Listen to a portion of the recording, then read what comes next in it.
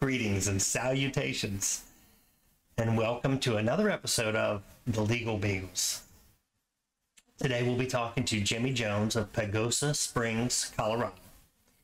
He has quite a story, and we spend a good time up front talking about the backstory, but we get into some details and some case law toward the end. So be sure to stay tuned for that. Without further ado, here's Jimmy.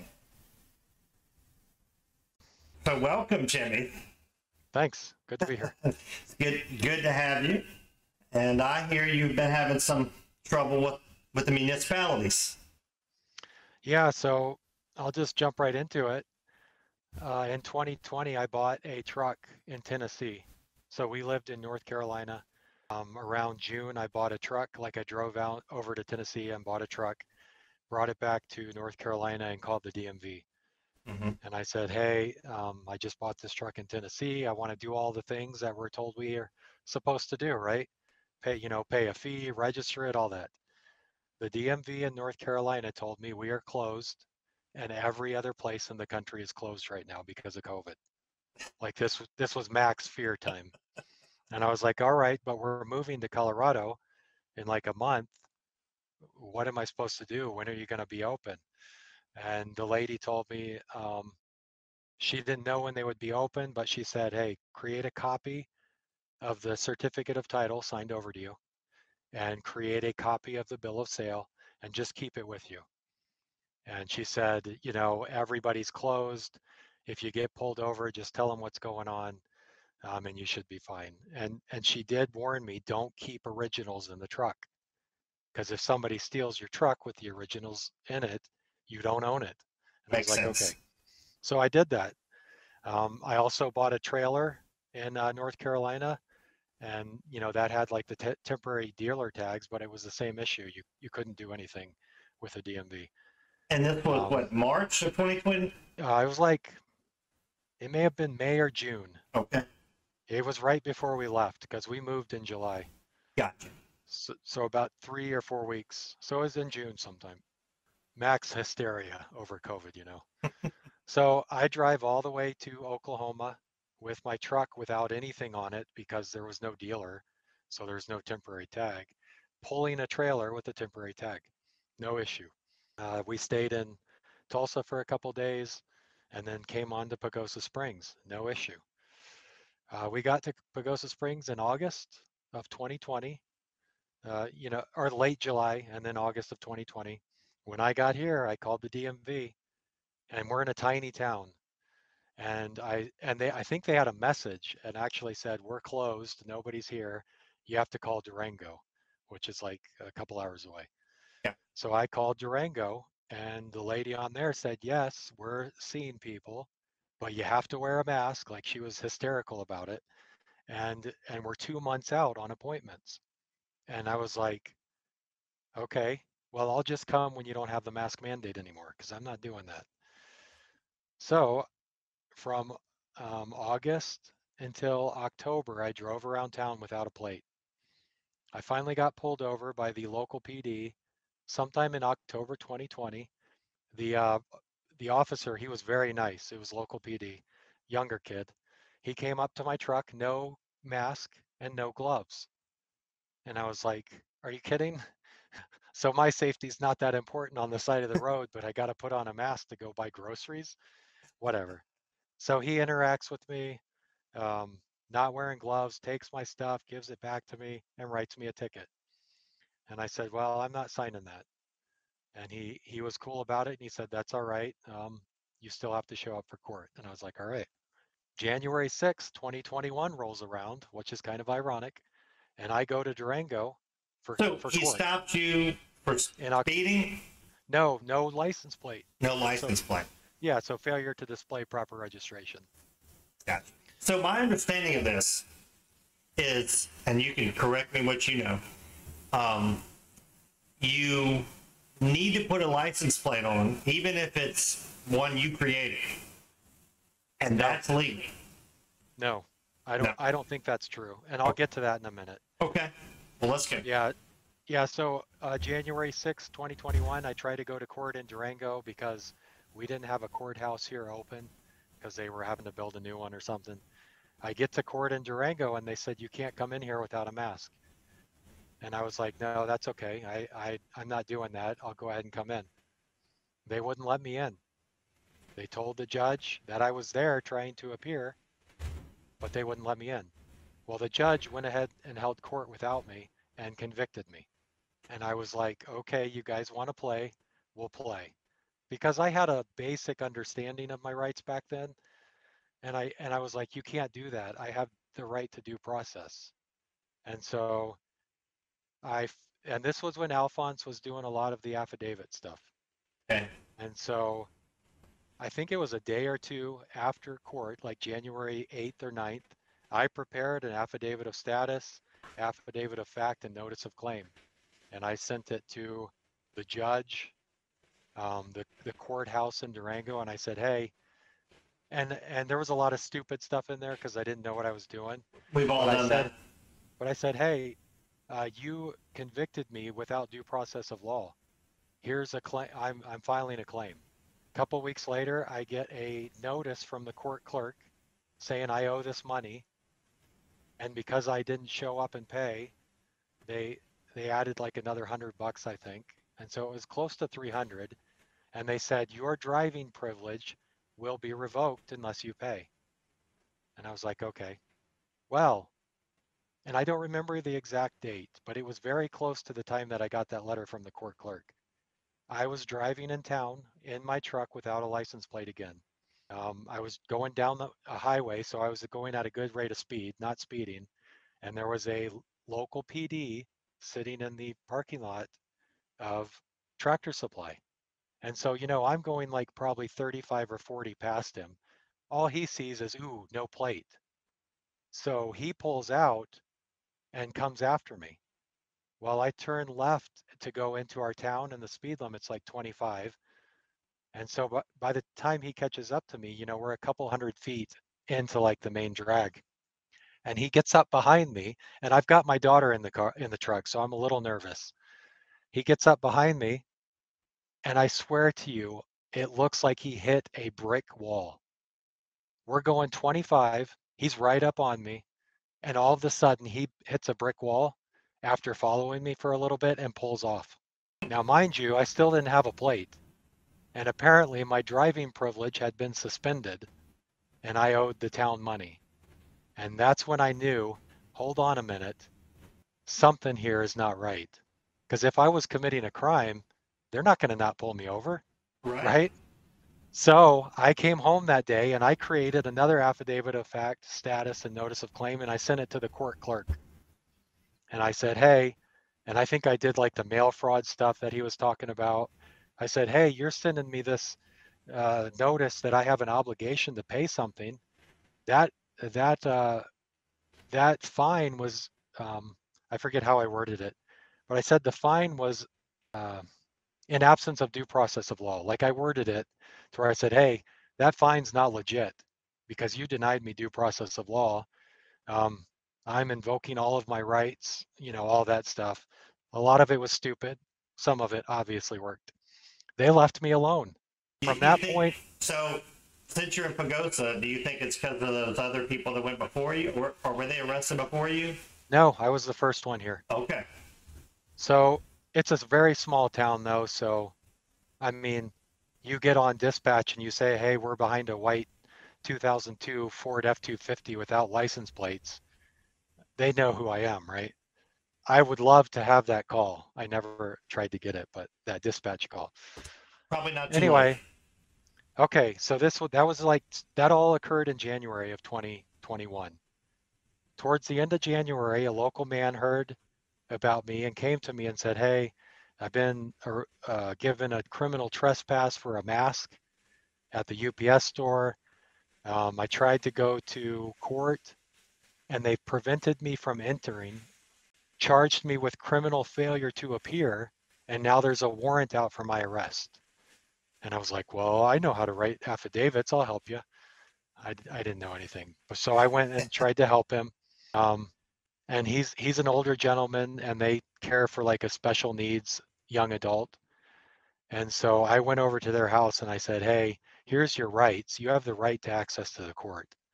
They can't charge you with criminal trespass after they deny, or I mean criminal contempt, after they denied you access to the court. So you're going to do an affidavit of fact, status, and notice of claim. So I went to his house, showed him what to write, and he did it all. And then I said, you need to get this notarized so you can send it because you have a warrant out for your arrest. And he said, well, I don't really want to drive. And I said, I'll take you to the bank.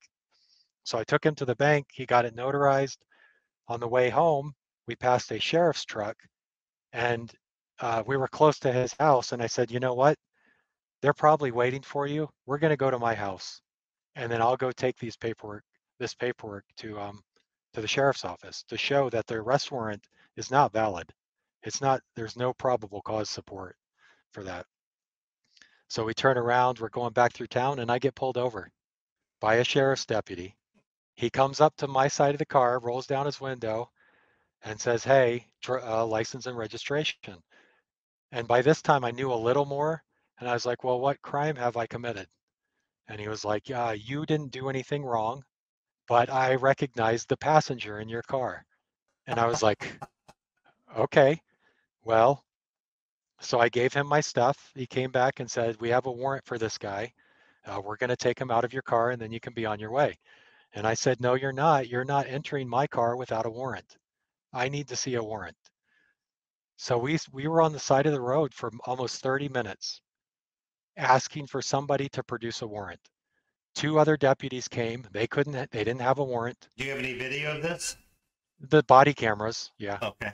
Well, I'd like to have that. Like, I might could throw I it don't in. have it. Oh, I'm sure we could get it, but I never got it. okay. Because again, I wasn't thinking federal court Yeah. or anything at this time, really, except, hey, leave us alone. We're exercising rights. So finally, the deputy that pulled me over comes to the passenger side, shoves his phone in the window because we had it down a little bit, like does a real quick flash and said, "Here's the warrant," then opens the door and yanks the guy out of my car. And I was like, okay. Well, they took the guy to jail, made him strip down to his underwear, and put him in a cold cell for 6 hours. And this guy's in his 70s over a Hiding with a criminal passenger. criminal failure to appear when they denied him access to the court. Wow. At that point, that was sometime in February, early February. They did not like that I helped this guy. So March 7th, 2021, they were waiting for me, the sheriff's deputies, when I came out of a place that I would go every Sunday, followed me into town, pulled me over. I parked into parking on the side of the road. So I wasn't illegally parked. I was parked where everybody parks, right? They come up to my window, two deputies, and say, "Hey, license and registration." And at this time, I knew a little more. And I said, "Well, I'm not handing anything over without a warrant. What crime have I committed?" And I have the videos for this, and I don't remember exactly because it's been like 3 years yesterday, actually. They did not like that I didn't hand them my paperwork. And so they said, "Identify yourself." And I said, "My name is Jimmy. My friends call me Mr. Jones. My name is Jimmy Jones." Well, that wasn't good enough. They ordered me out of the truck, arrested me, uh, took my wallet out of my pocket, and then lied on their reports and said I gave them permission when their body cam like refutes that. Put me on the side of the road, and this is a small town, so people are driving by, staring at me. I'm sitting there handcuffed. They call a tow company, tow the truck from a legal parking position, and I'll just speed it up. They tow the truck, take it to a tow company. They didn't tell me where they were taking it. And then they bring me over and say, "You need to sign this summons." And I looked at it, and I didn't know anything about registration at that point. I was happy to go pay it, whatever, I don't care. But they said, "You don't have insurance." And I was like, "No, I have insurance. It's in the truck. You looked at it. I saw you get it out of the truck while I was handcuffed." "No, you don't have insurance. You need to sign this." And I was like, "I'm not going to sign that. We're going to throw you in jail if you don't sign that." And I was like, "Do what you need to do. I'm not signing that because I have insurance." Well, they cuffed me. My wife showed up, took my computer bag and stuff and took me to jail. 48 hours in jail. Every time I asked to see the judge, they denied me unless I would sign their paperwork. They had deputies coming to my cell. I said every hour. I don't think it was that frequent, but it was every few hours trying to get me to sign paperwork. And I was like, no, I'm not signing anything. Trying to get me fingerprinted. You can't see the judge until you get fingerprinted. Fine. I'm not, I always said I'm respectfully declining your offer. And then the one girl said, fine, I'm going to get a court order for your fingerprints. And I was like, fine. And they never came back with a court order for Well, fingerprints. let me ask you, if you did it over again, would you Yeah, say I will do so under duress? no, Okay. no, because, and I'm not saying other people should do that, but I want the fight now. Well, you can still So have the fight. no, no, It's no. not going to And jail. here's why. In Colorado, if you get arrested without a warrant, and this was a huge thing I found early on in my case, in my municipal case against me. If you get arrested without a warrant in Colorado, the law says the rules of criminal procedure automatically apply, which opens the door for all discovery. If you're in administrative court for a traffic infraction in Colorado, you don't get discovery till like 30 minutes before the trial. And so no, I will always be arrested without a warrant first before signing anything under duress. Yeah. Okay. But other states may not be like that. So Okay. anyway, Good. I'm not suggesting people do that. But Good that to was know. a well, that was a huge savior for my case because then I was able to do a records request to the DA and a motion for discovery. And I put in there, hey, I was arrested without a warrant. The rules of criminal procedure apply. They say I'm entitled to everything you have to prove the essential fact elements against me. And he had to write me back twice and say, we've given you everything we have. Well, I had been studying once I got out of jail. And the genius thing I did when I got out of jail, it was like 2 days later, I got online and researched, and I was like, what do I do? I didn't know anything. And I came across an article, and a lawyer said, if you ever think you're going to sue somebody, draft a notice to preserve documents and evidence and have it served. And so that's the first thing I did in the municipal case against me for traffic violations of no insurance and failure to display proper registration. On March 22nd, both the sheriff and the jail commander were served with that notice to preserve documents and evidence. And why that's key, remember, I was arrested March 7th. As soon as they were served with that, that triggered a duty to uh, preserve everything. They created a reasonable expectation of litigation. And at that point, they got to keep everything. Because once you get to federal court, if they don't have it and you can prove, hey, they knew I was going to sue them. Oh, you dropped out. Okay. Sorry, I lost you for a minute. Yeah, no worries. Is it still recording? Yes, but then Okay. I'll cut it out. So I was saying, because I served them that notice to preserve documents and evidence, I created a reasonable expectation of litigation on March 22nd, 2021. Now that I'm in federal court, they have been unable to produce any documentation related to the sale of my truck, except for a bill of sale. Now I'm working on a motion to compel, and that will be followed with a motion for negative inference jury instructions because they destroyed evidence. But anyway, going back to the municipal case. So I spent like March and April trying to figure out what the heck I was going to do. I actually talked with David Merland. He did a phone call with me for like an hour and a half one day.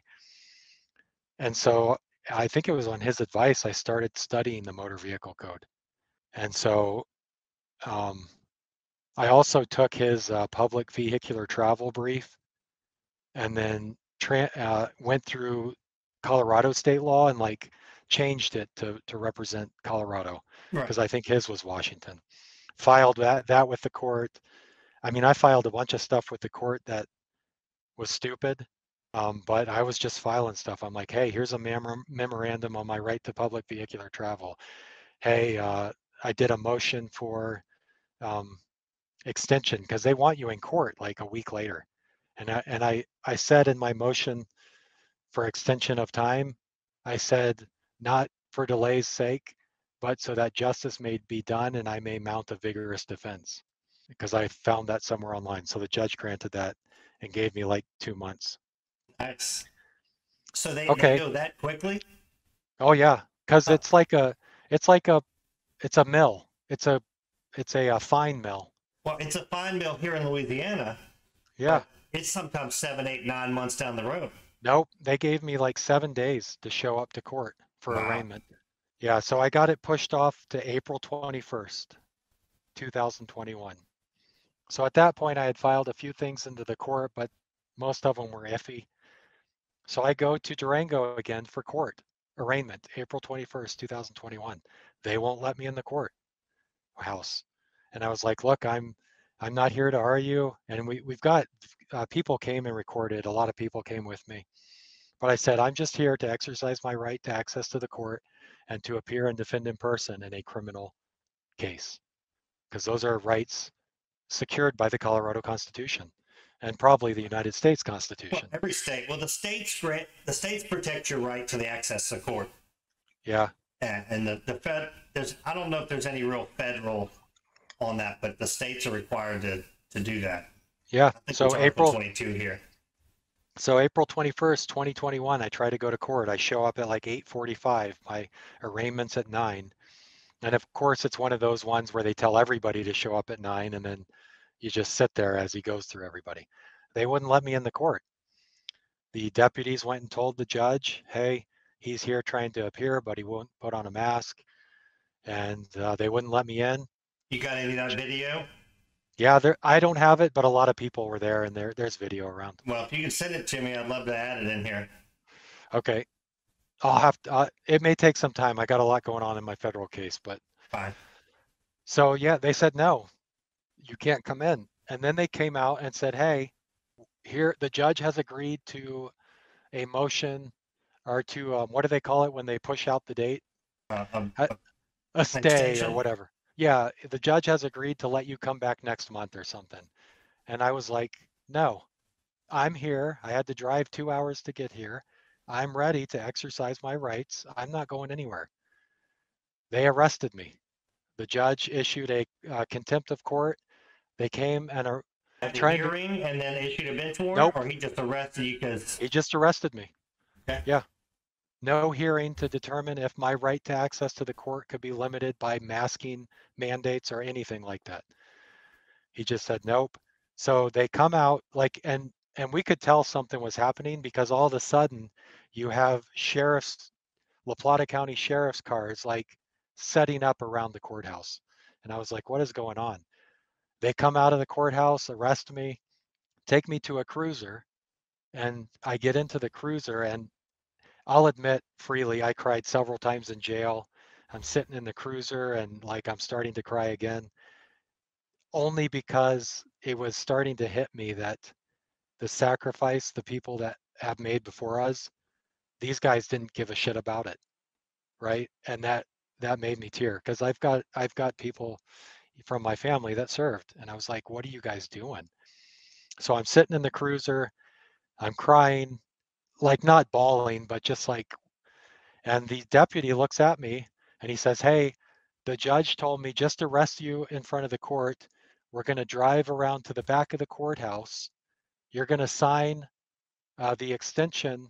What is it called? Like a continuance. You're going to sign a continuance and come back next month.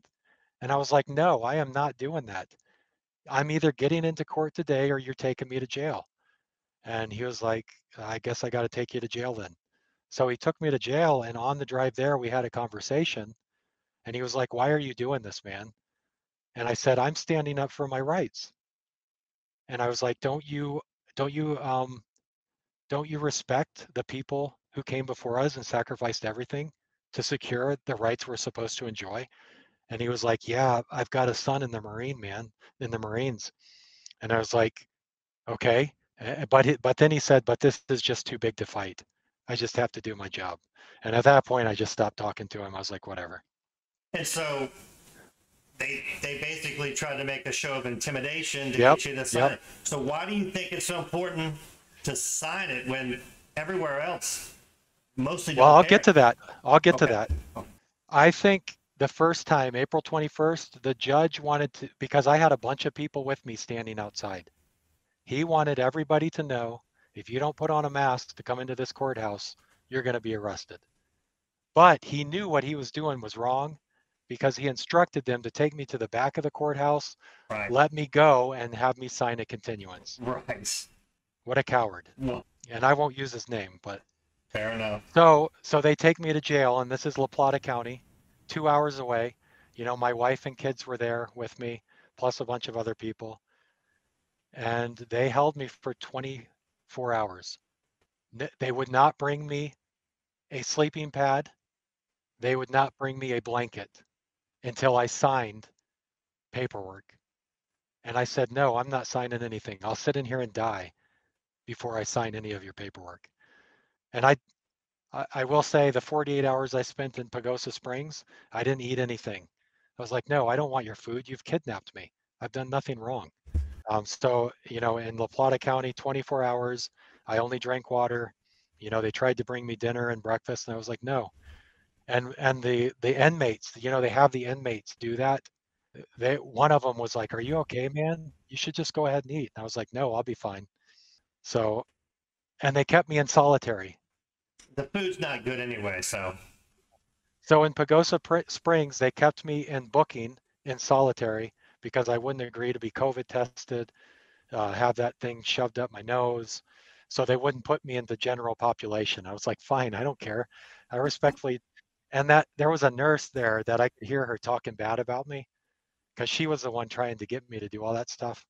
I was like, whatever. Same thing in La Plata County, 24 hours um, solitary until late at night they brought a guy in who was obviously on something. And I think they did it just to make me uncomfortable. But we'll save the story for another time. But that was one of the craziest experiences of my life because this dude was obviously high, but there was moments of lucid conversations we had that let me know that God knew I was there and what I was doing. It was just crazy, but I won't get into that. funny So how he uses anything available.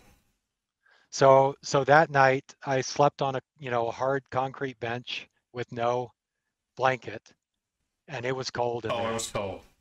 Yeah, all I had was a t-shirt on. I have And a so I similar experience, but go ahead. I was shivering at that morning around 5 or 6. The guy they had put in there with me woke up and saw me shivering. He was like, "Hey man, take my mat, my blanket. I've gotten enough sleep." And I was like, "No, no, that's fine," because he was in rough shape by the morning time. He was coming down. Yeah. I was like, "No, you keep it."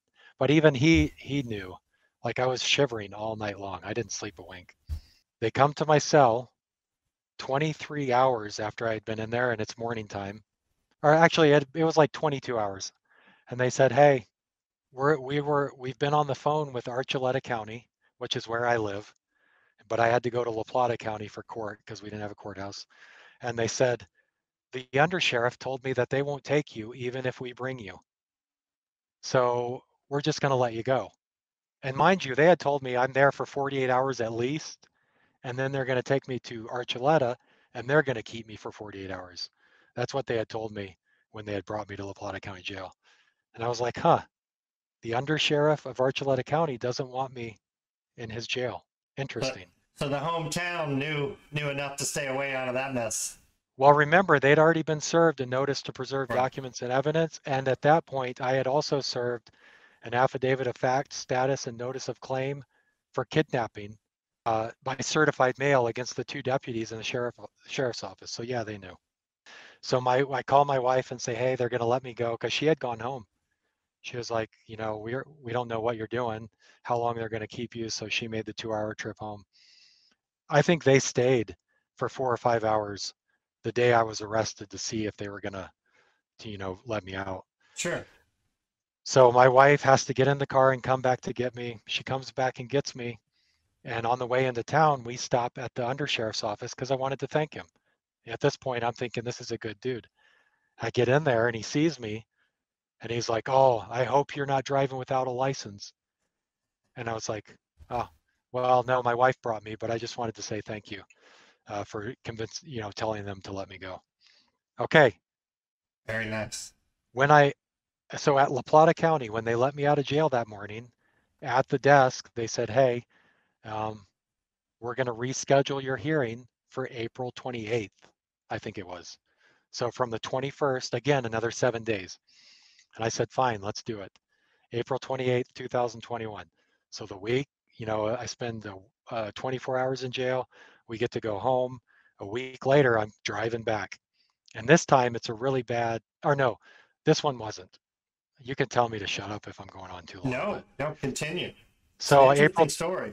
April 28th, we try and go back to La Plata County for court. Same thing again. I'm there by 8:40, 8:45, arraignments at 9. Is this the They third won't, time you've driven 2 hours? second time, Second second time. time. Yeah, yeah, second time. So they come out and by this time they know who we are. They've got more deputies ready. And I was like, "Hey, I'm trying to appear for court at 9 a.m. Nope, you can't come in." And I was like, "Well, what authority are you using to violate my rights?" And they were ready and handed me like administrative orders and the governor's executive order. Proclamation or whatever. And I said, "Well, I'm going to go outside and I'm going to wait because I'm here ready and willing to appear." Same thing. They go to the judge. Um, I think he's mad at this point. They come back and is like, "You're not coming in here." And I was like, "Well, I'll just sit here and wait all day." Um, Actually, I messed up one thing. The first time I was arrested, I walked to the police department, which was next door, to go to the bathroom. And when I came out of the bathroom at the police department, they had a bunch of police and sheriff's deputies there to arrest me. Then they brought me out back to the courthouse, put me in their car and stuff. So on April 28th, I'm like, "Okay, I'm not doing that again. I'm going to sit right outside the courthouse so they can't say that I left." Right? Well, I don't even remember what time. It couldn't have been much longer after 9. They come out of the courthouse and say, "Mr. Jones, come here.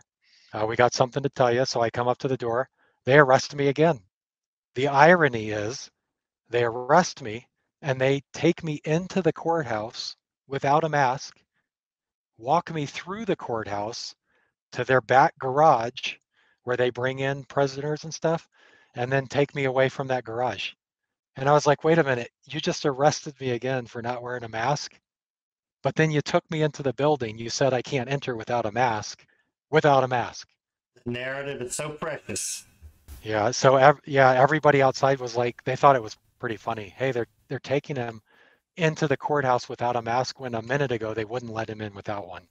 All to produce a narrative Yeah, to give someone a vaccine, which we now know yep. is injuring people by the masses. So so it was This a is what. different it was a different deputy this time. I won't say his name, but he was a little nicer, but this deputy was more of the get along, go along type, and so I didn't even bother. But he was pretty nice. He drove me to the jail, checked me in, and again, I refused. I was like, "I respectfully decline everything. I'm not taking your blood test. I'm not getting a shot. I'm not getting COVID tested. I'm not signing anything. I respectfully decline all that." So they put me in the intake cell again. My wife got onto Alphonse's group and said, "Hey, they're holding him again." And then she reached out to all her friends because she's got like 5,000 friends on Facebook.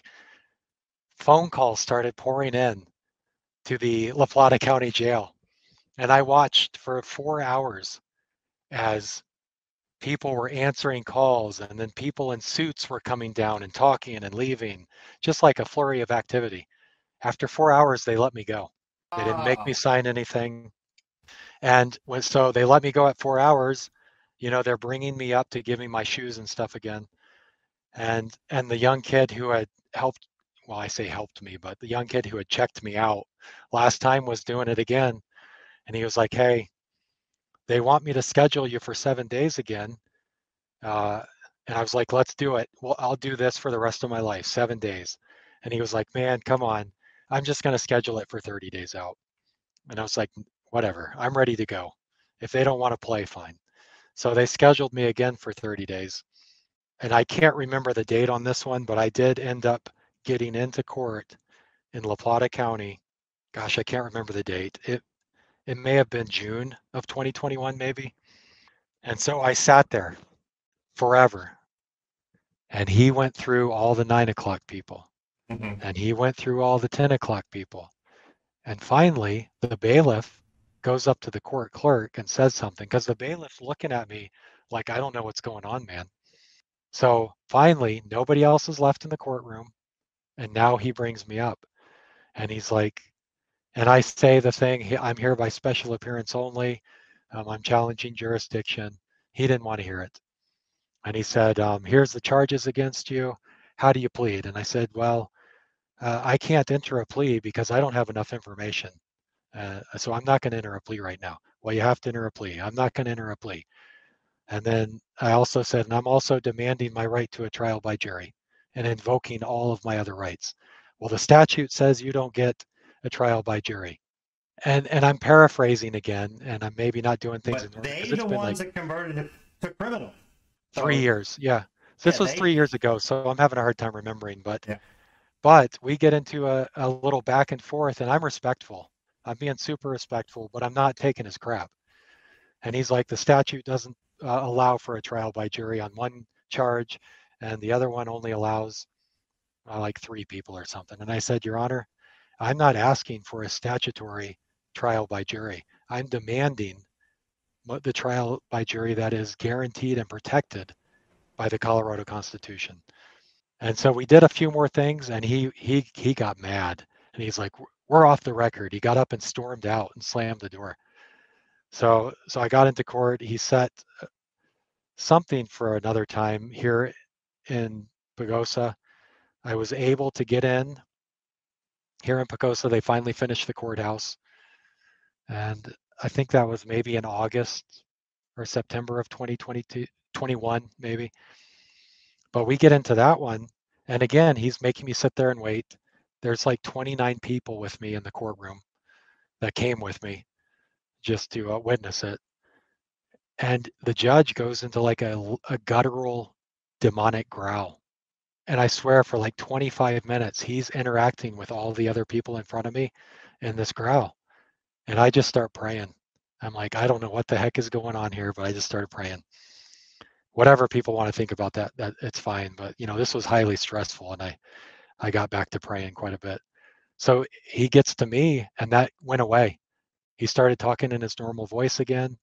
And by this time, I had taken Dr. Graves' course and understood what to do. And I had several motions on the record. And I don't remember exactly what they were, but there was a motion to dismiss for lack of evidence because I had asked the district attorney.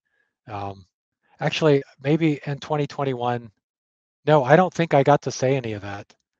I really can't remember how that hearing went, except when we walked out of court, we were all like, what the heck was that? I think he scheduled, I think he, I'll have to go back and look. I don't remember. What I do know, though, is that by that time I knew what I was doing in terms of Dr. Graves and moving the court. And so I had asked, I had a motion to compel discovery because the district attorney had failed to give me any evidence to meet either of the essential fact elements. I had a motion to dismiss for lack of evidence, a motion for change or a recusal of the judge, and I attached the judicial complaint where I said, hey, you threw me in jail twice when the only thing I was doing was exercising rights. And I had a change of venue, motion for change of venue. So I had motions in the court at that point that they didn't want to deal with. So I should have been more prepared for this, but I finally get into court in 2022. I think it was around March, and the DA himself shows up. And Command and so we're respect there. yeah, so we're sitting there. The DA's on one side, I'm on the other, and my motion to recuse the judge, I had failed to do an affidavit, and I had recognized that before court, so I had one prepared. And so that's what he started with. He was like, Mr. Jones, I see you have filed a motion to recuse for recusal, but you failed to do the affidavit. And I was like, Your Honor, I apologize for that. I actually have the affidavit right here. I also have a copy for the district attorney. And I said, bailiff, please come forward. Gave it to him, and then handed the copy to the district attorney, and he was like, okay. He just set it down. Whoops. That changed because then the judge was like, okay, Mr. Jones, I see you have, or no, he was trying to proceed. And I was like, hold on, Your Honor. We cannot proceed until this motion for recusal is ruled upon and the motion for change of venue. Until then, this court cannot proceed. And he's like, well, Mr. Jones, we've seen that you filed a lot of paperwork into the court. And I was like, oh, Your Honor, I apologize for that. I didn't know what I was doing. I'm happy to withdraw stuff that is not relevant now. And so he said, well, why don't we do this? Why don't you, or I think I may have said, I'll come up with a list of motions that I want to set for hearing. The recusal and the change of venue will be two of them, and I'll provide that list to the district attorney, and then we'll schedule that for hearing. And he was like, okay. So I went home, made a list, did a notice of hearing, and I think there was 9 motions maybe. Did everything I was supposed to according to the court rules. I think maybe a week later, I get a letter in the mail from the district attorney, motion to dismiss in the interest of justice. And I was like, okay. It goes to the judge. And I'm like, he's not going to want to do this because he's mad at me. He dismissed it. So sometime in 2022, the case against me was dismissed. Now, mind you, I was driving without a license plate. I did not have a Colorado driver's license at the time. I did have my North Carolina one. And I did have insurance. But when the deputies did their thing, they forgot. Actually, no, they didn't have evidence. So there was Evidence a of couple. what, you driving? Yeah, they Yeah. didn't have any evidence for me driving without a license plate, which driving without a license plate is not a crime. Failure to display proper registration is, and there's specific essential fact elements that have to be met. You have to be somebody that is subject to needing to register your vehicle. Um, and with the insurance, they have to prove that you didn't have insurance, and they didn't have either of that. Now, I think there are some statutes in other states, like in Louisiana, that you have to have a name plate. You have to a plate. Okay. They, Well, so it we'll just get has into to be that. an identifying mark. But yeah, continue. So let's get into that. So now the municipal charges against me are dropped. And like I said, no license plate. And they said I didn't have insurance, but I did. I had insurance. So now I'm like, okay, but my truck is gone. They had sold my truck without giving me any notice. Been there. Yeah, and So I'm like, okay, hey guys, I'm on a call. So I'm like, okay, but I don't have any of my property. So I did some research and I filed a motion with a municipal court for return of all property that was illegally seized on March 7, 2021. The judge got it. He issued a ruling that said he was leaving that in the hands of the district attorney. If the district attorney did not oppose, then he would grant the motion. The district attorney did not oppose. So Wow. I got a court order saying that the 2 deputies and the guy who had towed the truck had to give me everything back. I had those served, never heard a word. They didn't even respond. And I was like, okay. Well, in June of 2021, I had found out that they had sold the truck. So, and that's what my federal claim is. I have one surviving claim and it's due process. So, so that's where we're at. And when did you file the federal case? The federal case was filed in early 2022. So I filed it before my civil case, or before the charges against me were dismissed And in and municipal court. and we are you through discovery, or where are you at this point? So we're 2 years in now. We just had an emergency motion hearing yesterday. We're towards the end of discovery, and opposing counsel, who, in February, he was insistent that we schedule a deposition for March 12th. All of a sudden, he decided a couple of days ago, I don't want to do the deposition anymore. And I was like, well, I do because I've planned. We went to considerable effort because we got to go to Denver. That's like Right. 5 hours, 5.5 hours. So, so when I did not agree to not have the deposition and agree to a stay of discovery, he filed a emergency motion to stay all discovery and for a protective order because I had said I want to record. So the audio for that hearing's posted in the group, but uh, the judge denied his motion. And Uh, who appointed this judge? I didn't look. It's a magistrate judge. Oh, okay. Did you Yeah, agree to Susan. that? Yes. Okay, No, but she can do everything that's non-final. gotcha. Yeah. So, so yeah, his motion was denied. The protective order was denied, but the judge granted his motion to extend discovery. And then today he emailed me and canceled the deposition. So I was a little angry earlier, but Fair so that's enough. where we're at. Like Okay. we've gone through 3 rounds of requests for written discovery each. And what did you ask for? I asked for all documents related to the sale of all of the personal property seized on March 7th, 2021.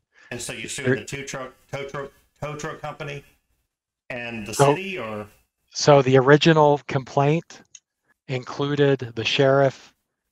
By mistake, I did the county. I should have done the sheriff's office because the county has nothing to do with the sheriff's office. According to Colorado law, it may be different. I sued the 2 deputies who pulled me over, claiming Fourth Amendment violation because I argued I wasn't subject to registration, and I'll get into that in a minute. Um, the tow truck driver, the tow company, and then the jailers, because they held me for 48 hours. They wouldn't let me see a judge because I wouldn't sign anything, and I was like, that's not right. Well, the court disagreed with me, the dismissed federal court everything. did? Yeah, dismissed everything except my due process claim, which is fine because I've been able to get a lot of what I needed just off of that one claim.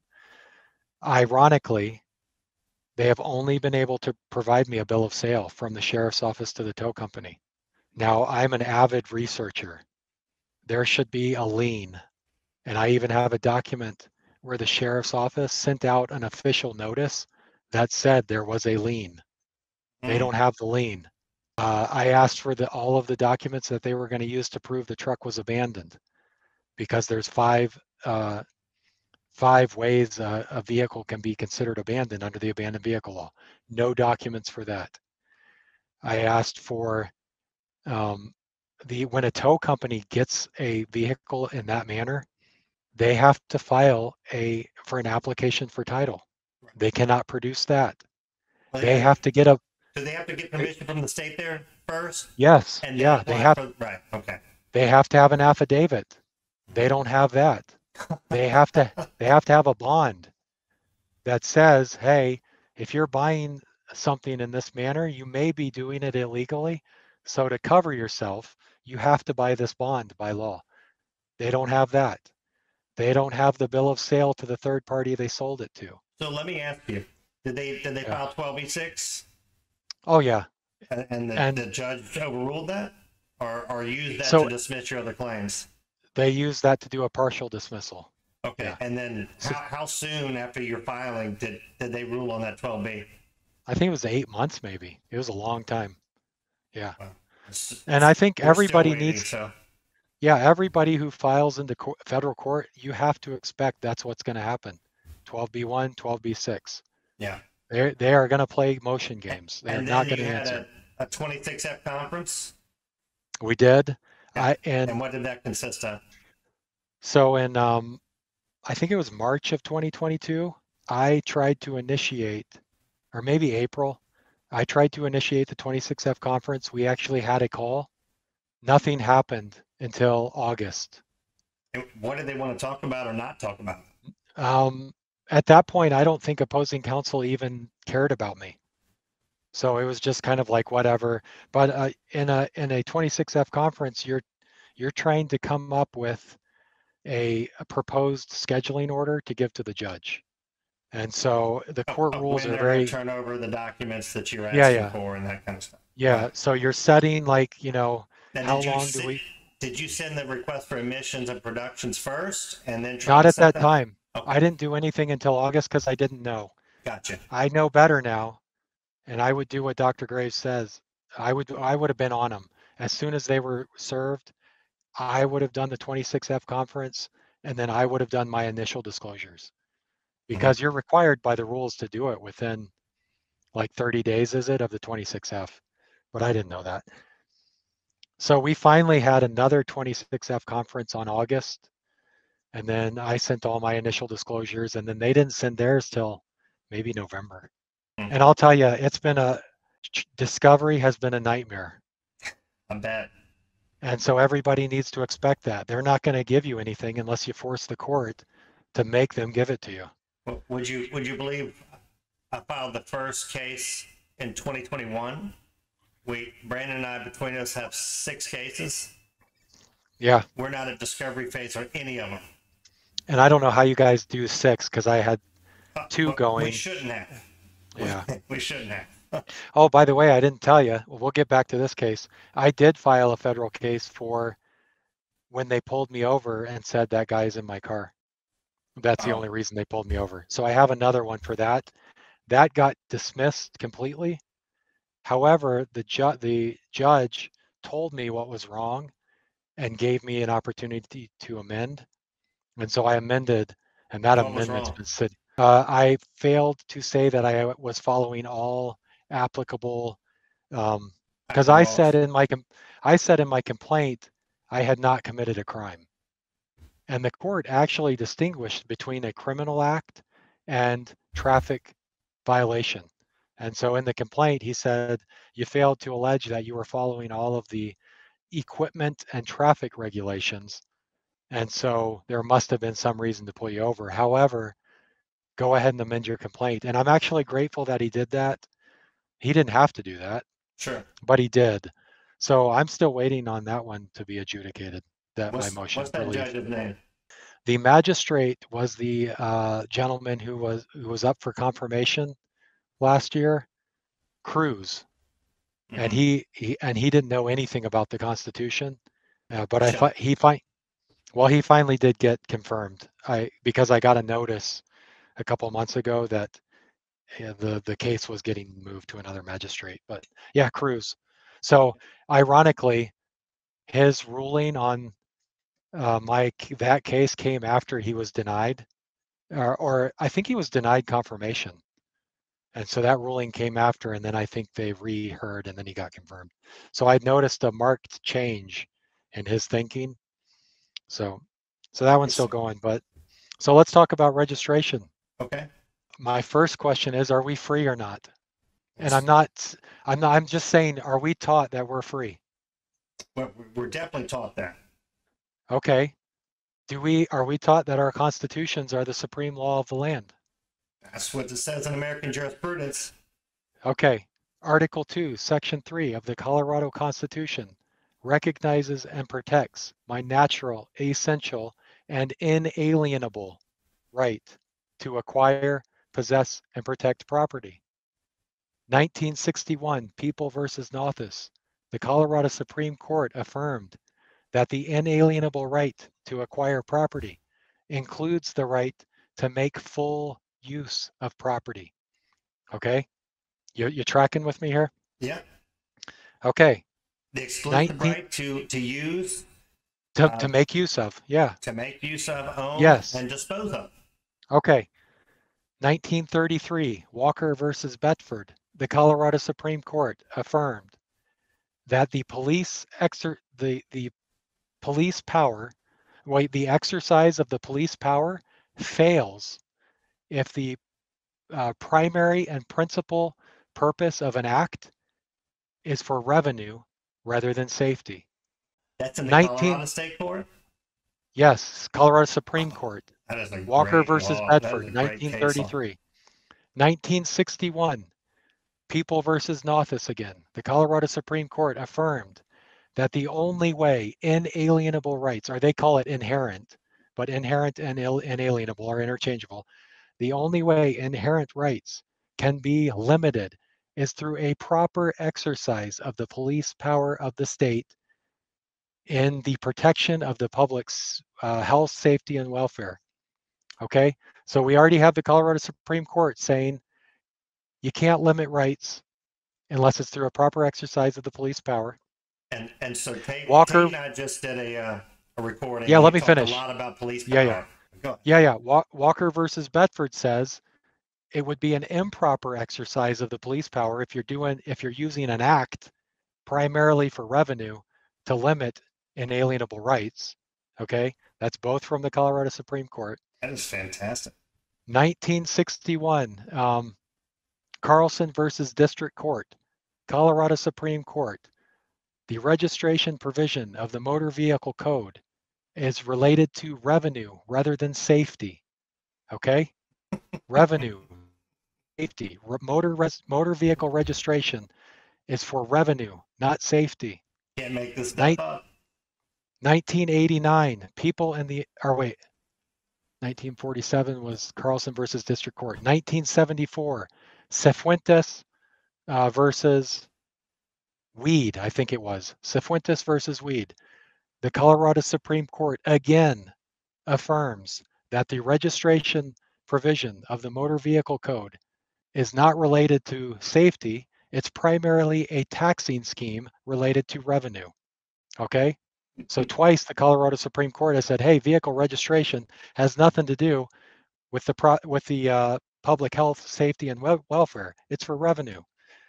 And by the way, you can't use the police power of the state to limit inherent rights if you're using something that's primarily for revenue. Um, Sorry, a lot of this is confusing, but it's just a Yeah. handful of Supreme Court cases. 1961, People versus Nothus again.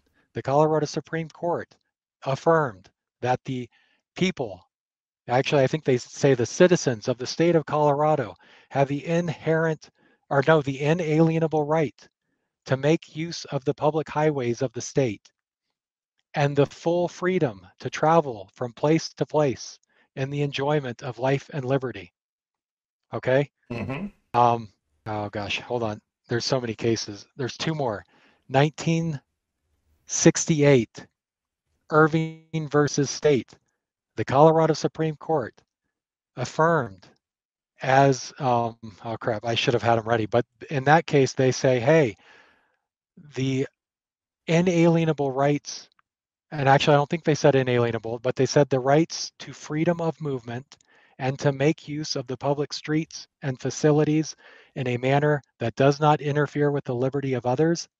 Or no, they affirmed those rights. So in 1968, Irving versus State, they affirmed the rights of freedom of movement and to use the public streets and highways as long as you're not interfering with the liberty of others. Okay, 1989, uh, people in the interest of JM.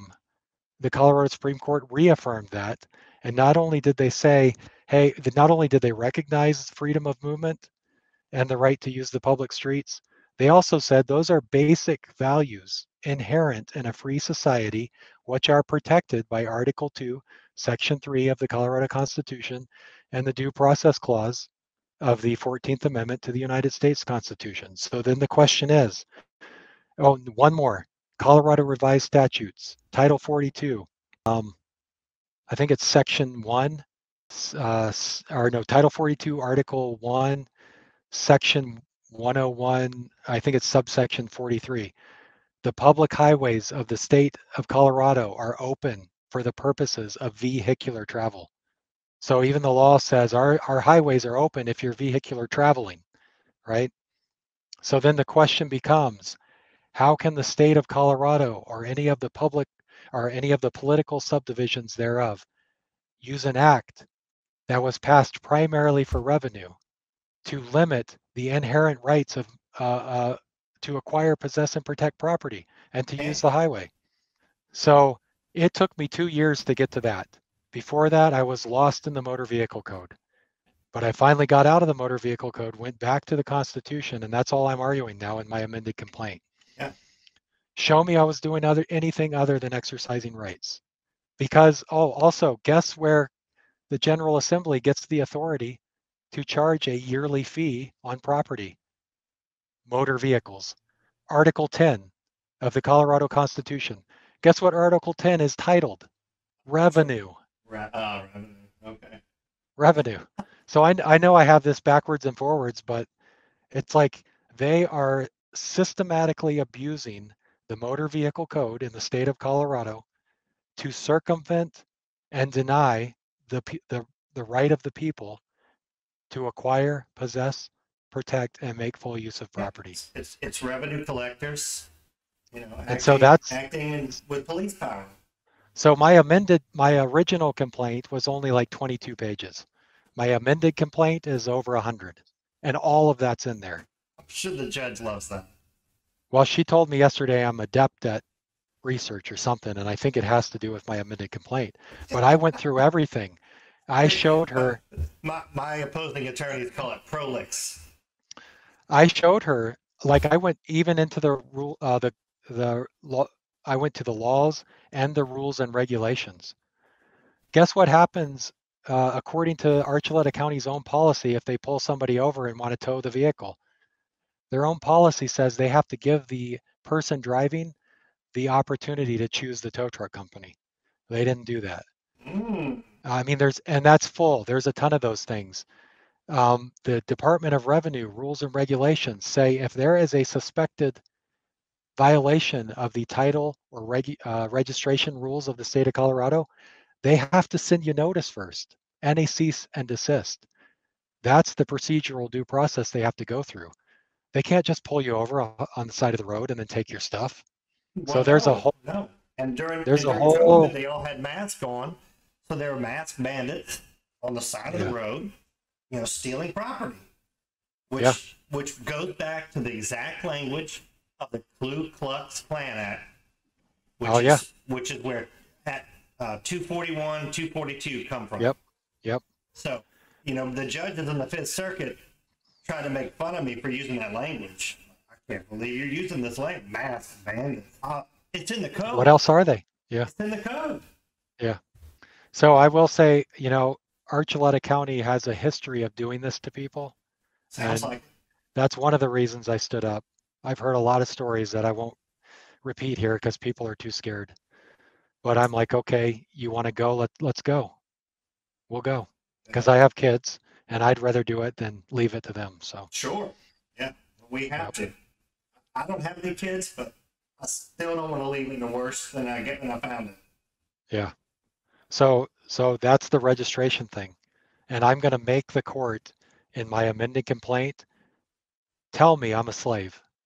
That's right. I'm either a free man, and I also put, hey, um, I forget what law it is now, but there's a federal law that requires federal courts to give full faith and credit to state laws and court cases, court decisions. Okay. In Yeah, my I think I'm somewhere. yeah, I can't remember what it is. on my first complaint, do you know what the judge referenced when she dismissed my Fourth Amendment for traveling? A No. Kansas Supreme Court case.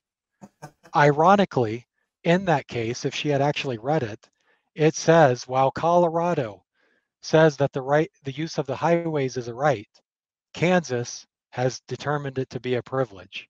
Well, she used that case law to say I have to register my vehicle here. So my amended complaint says, hey, here's all these Colorado Supreme Court cases. Here's the Colorado constitutional law, and here's the revised statutes. You have to give me full faith and credit. I don't care about Kansas. I live in Colorado.